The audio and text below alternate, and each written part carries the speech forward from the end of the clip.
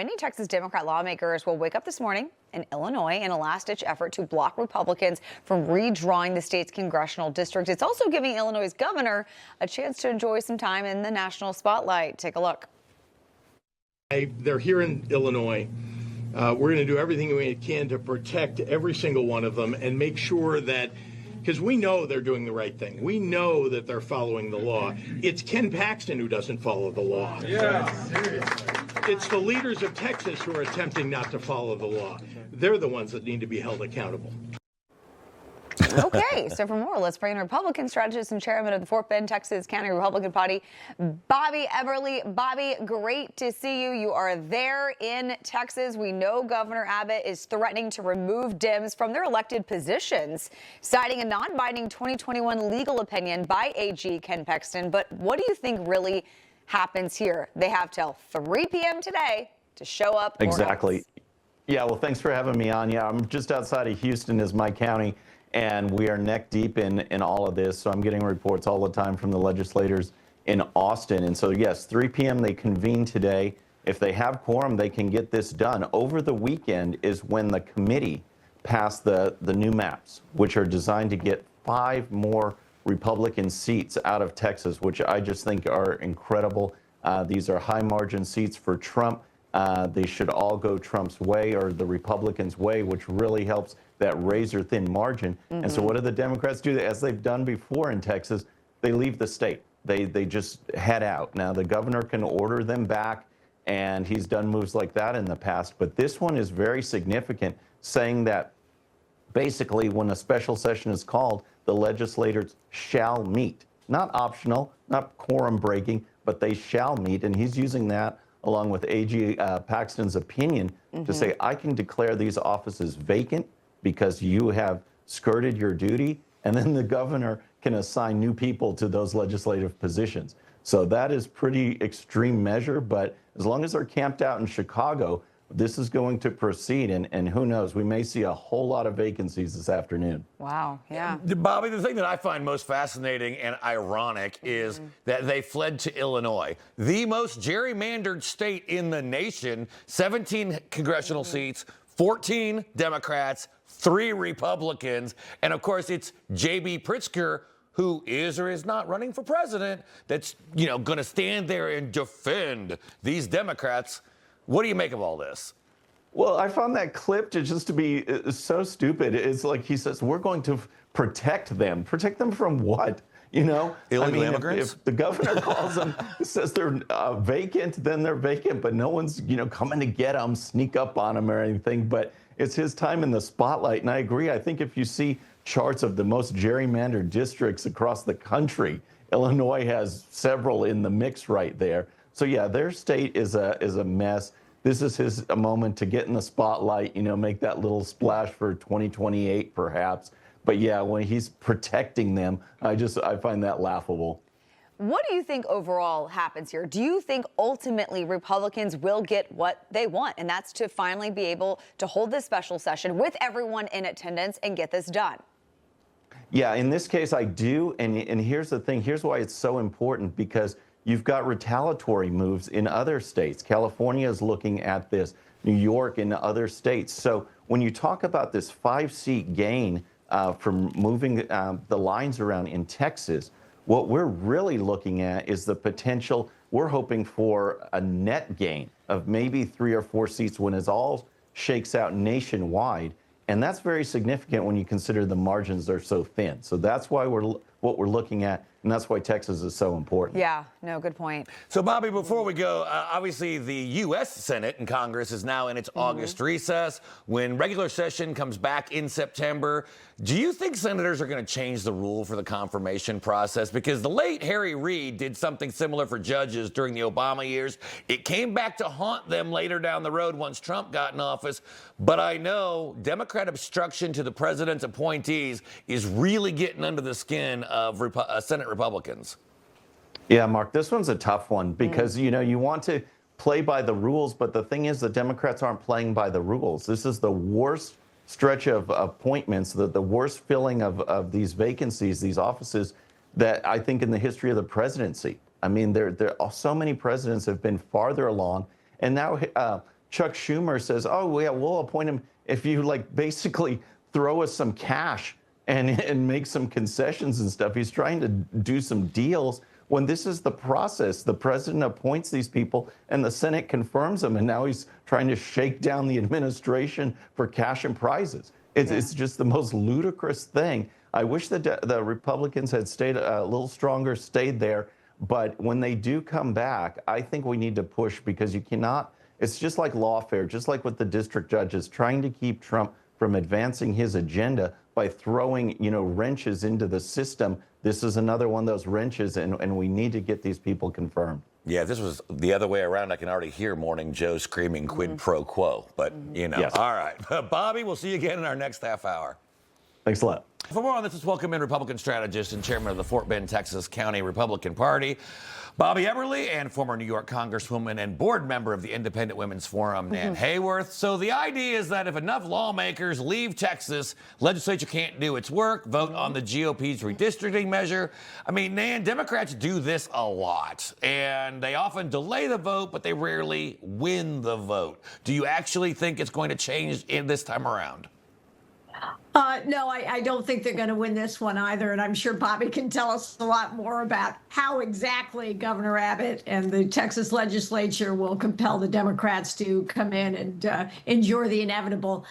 Look, their own tactics are being turned on them. This is, politics at its finest. And the Texas Republicans are being aggressive, and the Democrats have done the same thing. And I have a feeling that given the composition of the Texas legislature and the administration, the Democrats' exercise will be futile, and indeed it is quite silly on its face.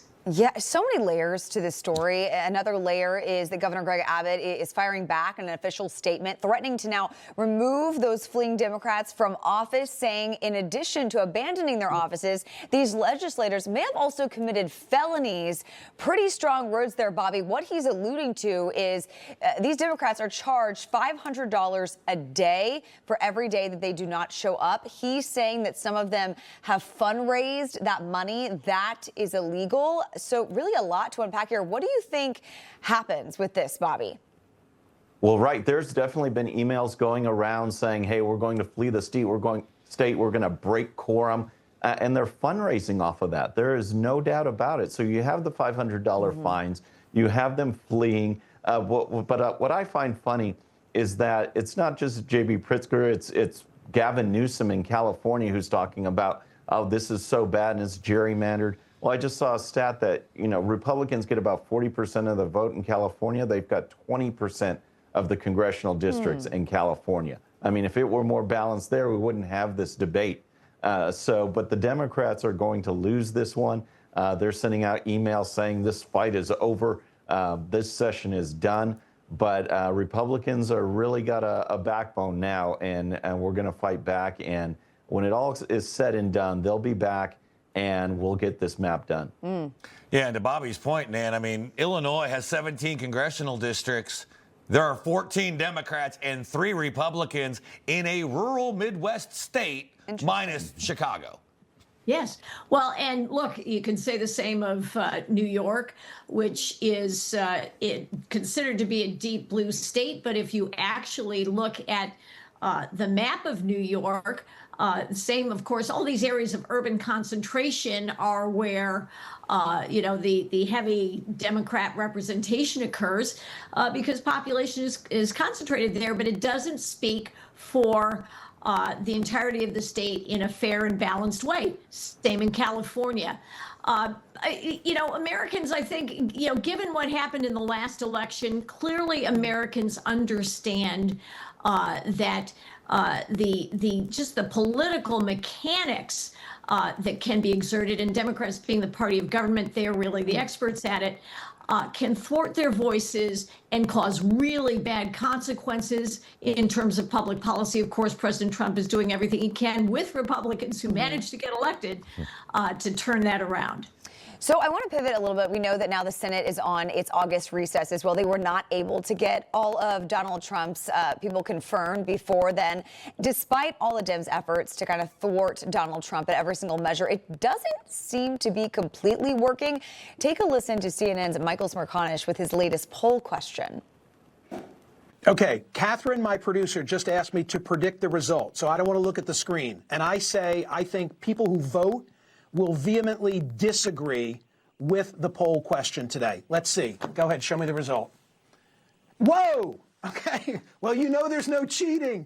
You know there's no cheating.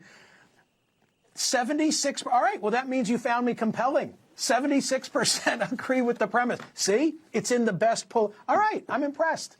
3/4 say, yeah, you know what? It's in the Democrats' best interest if every once in a while they give Trump credit on something that he's done with which they agree. All right. Interesting. Okay, Bobby, what do you think Democrats can maybe learn from this sort of data?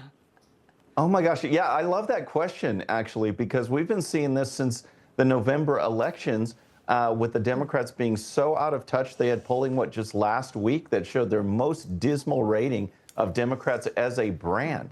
So one of the things that pundits were talking about following the election, November, December, was that, hey, why don't we get on board with some of these 80-20 issues, the ones that President Trump and the Republicans are advocating, and just say, hey, you know what? We shouldn't have boys in girls' locker rooms or boys on girls' sports teams. Let's get on board with that. And the American public might think, you know what? Maybe the Democrats aren't so wacky as we say they are, because that's all they come across is so fringe, so far out there and out of touch with the American public.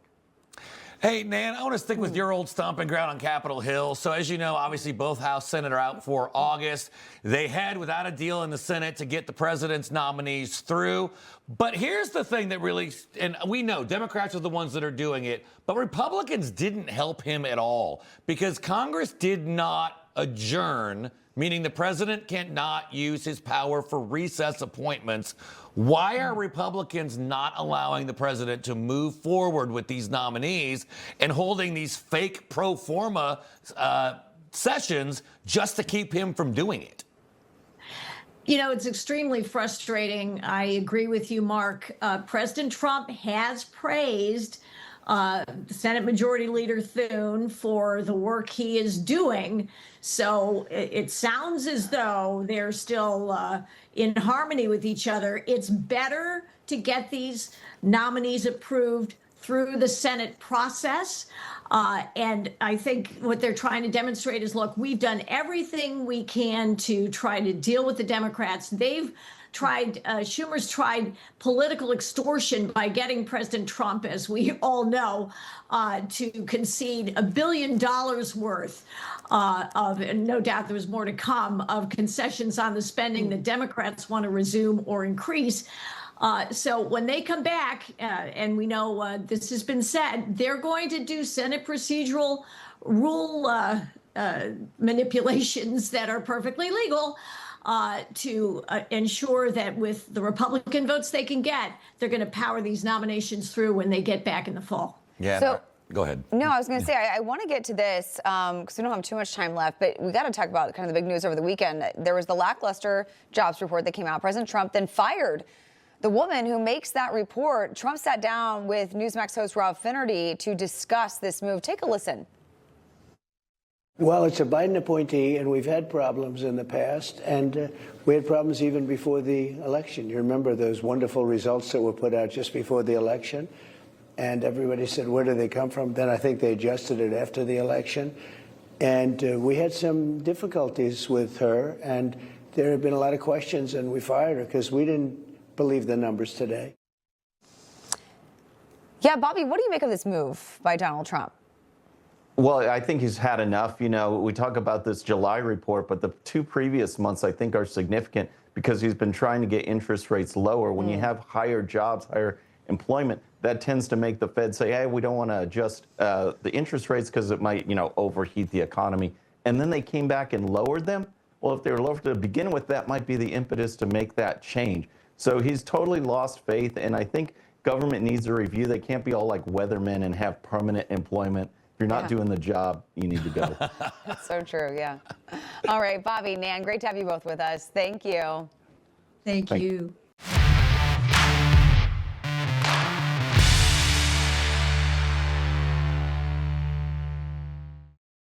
All right, friends, thanks again for tuning in. I really appreciate it. And before you go, please hit that subscribe button above. Once you do, tell your friends, share it, spread the word about the 13-minute news hour so we can keep growing. And for more great content, check out these videos right here, and I'll see you next time.